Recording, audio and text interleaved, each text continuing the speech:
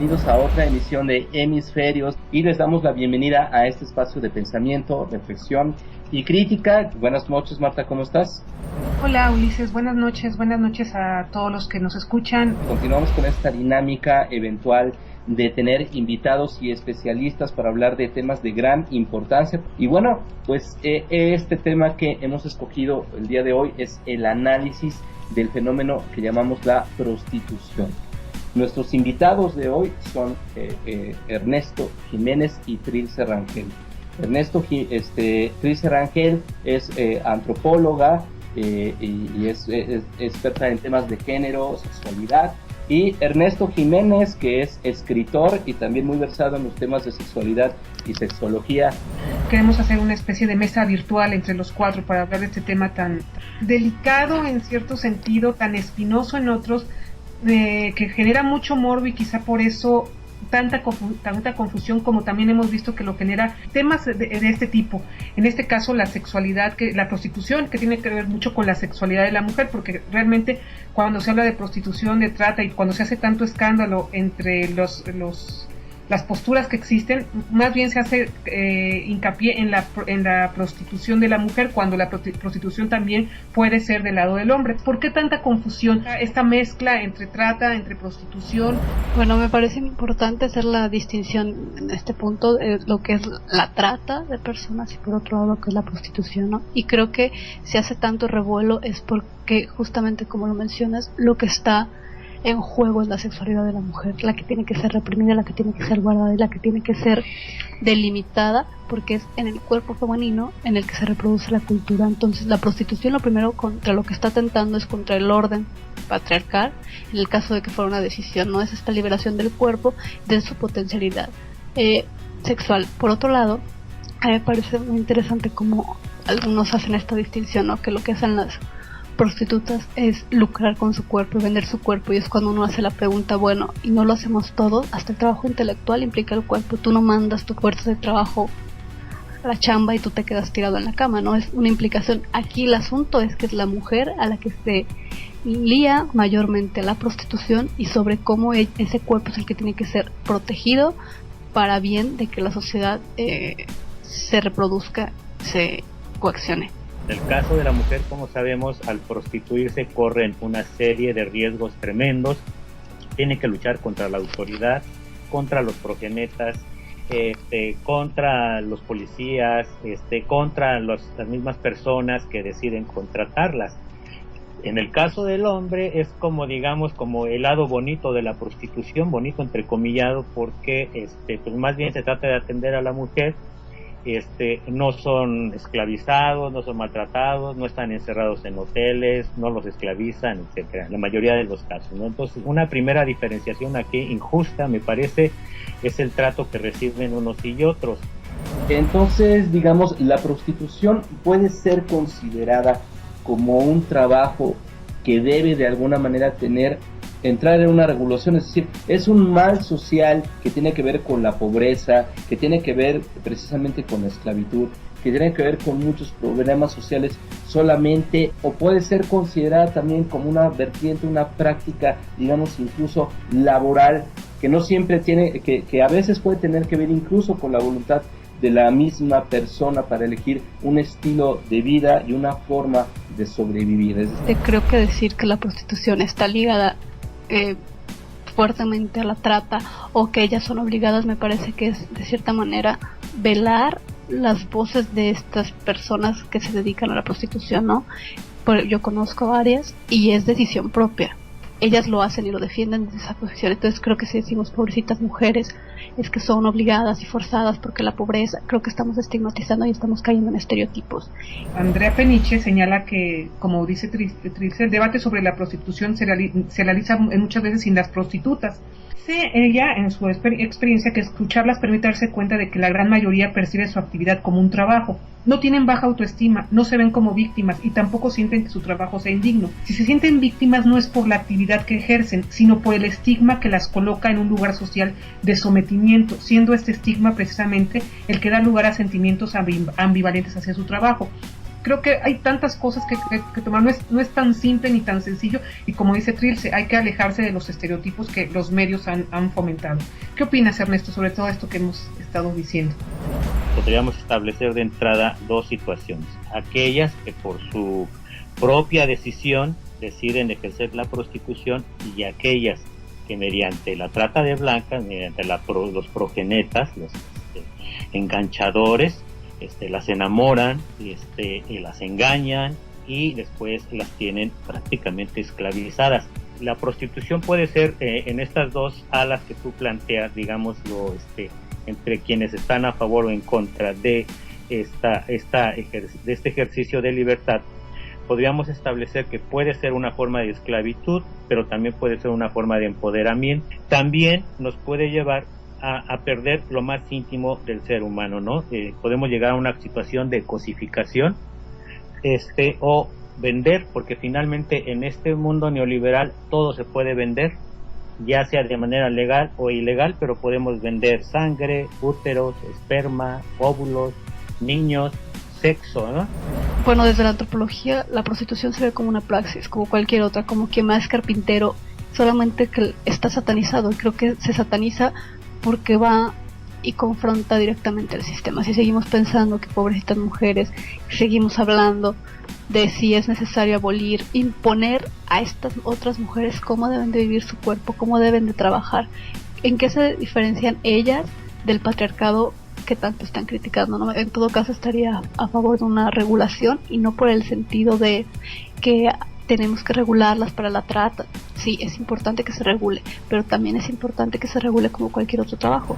Yo no sé por qué no se hace tanto escándalo con la prostitución masculina en el sentido de que lo que les puede pasar, muchísimos crímenes que se dan y que los matan horrible, también es cuando van a prostituirse, a muchos los matan y no se hace tanto escándalo. ¿Por qué en el de la mujer sí? Eso es interesante. Yo quisiera aclarar que yo no estoy en una situación de victimizarlas, ni de tener una especie de prurito por lo que sucede. No, me parece que qué bueno, o sea, en el caso de las prostitutas que tienen esa decisión, la ejercen, y por ser una decisión de vida, me parece que de alguna manera lo disfrutan. Está muy bien. Ahora, el asunto de la cosificación, sí, no puedo dejarlo de lado. O sea, el otro caso, el de la trata, que no solamente tiene que ver con los proxenetas y que obligan a las mujeres a prostituirse, que las esclavizan, porque además la trata incluye otro tipo de cosas, como sabemos, ¿no? Intercambio de órganos, vender a los niños, en fin, ese es un asunto, creo que es la arista, digamos, más delicada de este asunto, grave.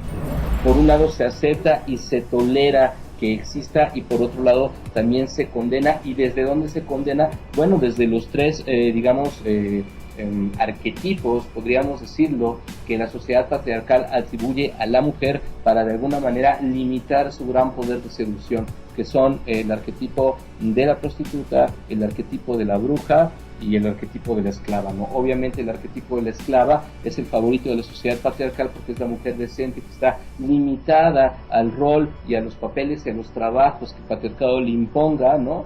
Es la buena mujer, la mujer decente, ¿no? Está también la bruja, la mujer que sostiene un gran conocimiento, información científica y de otro tipo, reflexión propia y pensamiento independiente. Y por otro lado está la meretriz, la puta o la prostituta, que es precisamente aquella que hace y dispone de su propio cuerpo y ejerce libremente su sexualidad y su goce sin estar atada a ningún compromiso y a ningún atavismo. Y creo que mucho de la denostación o la marginación de la prostitución empieza desde estos puntos del patriarcado, de ejercicio del poder y sobre todo denostación del poder femenino que se sabe superior y que de alguna manera quiere limitarse, ¿no? Sí, tenemos este gran discurso, ¿no? Como el feminismo o las grandes líneas del feminismo se ha apartado y se ha negado a dialogar con la prostitución, y lo que ha hecho es hablar por ella, ¿no? Y aquí es donde últimamente ha habido encuentros frontales y serios, no solamente, por ejemplo, desde la prostitución, también, por ejemplo, hay muchas actrices pornos que hoy están levantando la voz y le están contestando a estas feministas que tratan de salvarlas, ¿no? De su vida de pecado, y es donde dicen, a ver, ¿dónde está? ¿Quién eres tú? ¿Por qué tu voz tiene que valer más que la mía? Y es donde ellas están alzando la voz, cuando dicen, ¿cuándo me has preguntado qué es lo que quiero? ¿Qué es lo qué o por qué lo hago, ¿no? Y a mí me parece que en ese contexto era necesario traer a alguien que viviera de cerca esto y que no nos dejáramos ir a lo mejor con estadísticas o con lo que creemos que es, sino cómo se vive la prostitución. Entonces, aquí estoy muy feliz de poder presentar a una gran amiga, Natalia, para que nos hable un poco de su experiencia, ¿no? Hola, buenas noches, Tigre, ¿qué onda? ¿Cómo están todos? Un saludo a todos del programa y pues al auditorio.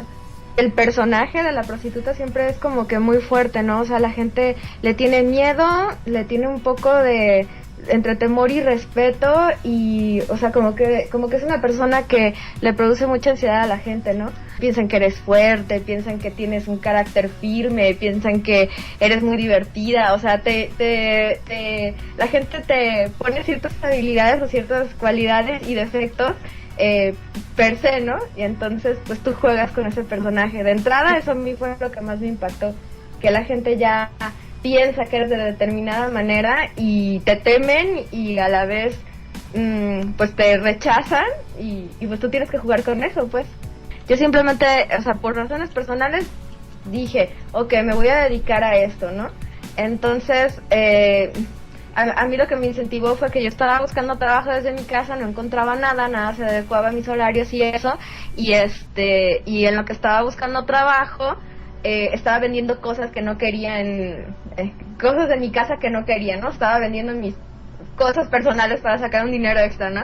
En anuncios clasificados del internet. Y entonces en uno de los apartados de los anuncios clasificados estaba el apartado de amor y amistad, y yo pues yo me metía por ociosa, dije, a ver qué clase de tonto, pues, o sea, manera de juego, a ver qué clase de tonto pone pues sus anuncios de amor, ¿no? Entonces me di cuenta que la mayoría eran la mayoría de los anuncios, en vez de ser realmente como de búsqueda de amistad, eran de servicios eran de anuncios de sexo servicio, a manera de broma, porque en esa página tenían los anuncios gratis, pongo un anuncio, o sea, sin fotos ni nada, pues nada más porque estaba ociosa, y al día siguiente me amanecen, no he puesto ni teléfono ni nada, y al día siguiente me amanecen 500 correos, ¿no? Entonces me di cuenta de que tener una buena redacción, un poco de educación marcaba la diferencia, y entonces sentí que pues lo podía hacer fácil, ¿no? O sea, que salía fácil un cliente de ahí. Y ya de ahí, a fin de cuentas, es un servicio que es necesario para muchas personas, y el servicio pues sí está más o menos profesionalizado, ¿no? O sea, si no existieran las sexoservidoras, ¿qué pasaría con todos esos hombres que pagan por sexo, ¿no? O sea, ¿cómo obtendrían ese servicio, eso que quieren hacer, sexo sin mayores complicaciones? Entonces, que si el sexo servicio es útil, sí. Y de entrada también porque no saben quizá las mujeres que tanto sus maridos han aprendido de sexo con nosotras, ¿no? Que a su vez nosotros lo aprendimos de los clientes, ¿no? O sea, porque pues yo sí he tenido clientes que quizá al principio de verdad decías qué bárbaros, qué malditos son. Y pero bueno, o sea, sí, pues al fin de cuentas es un aprendizaje como cualquier otra cosa, ¿no? O sea, pues bueno, yo quiero cerrar con dos comentarios, dos citas. Una de la prostituta Margot St. James, que dice: ¿qué parte del cuerpo es la que vende usted para pagar sus cuentas? Sus dedos de mecanógrafa, su voz de telefonista, el cerebro con el que piensa. Creo que va por aquí lo que dice el gran Eduardo Galeano. Los derechos de las prostitutas, las cosas no tienen derechos, dice la moral de los puritanos que desprecian lo que usan. Pues bueno, pues muchísimas gracias a todos ustedes por haber estado aquí. Y así es, yo también estoy de acuerdo. Y pues bueno, yo quería agregar también un comentario final.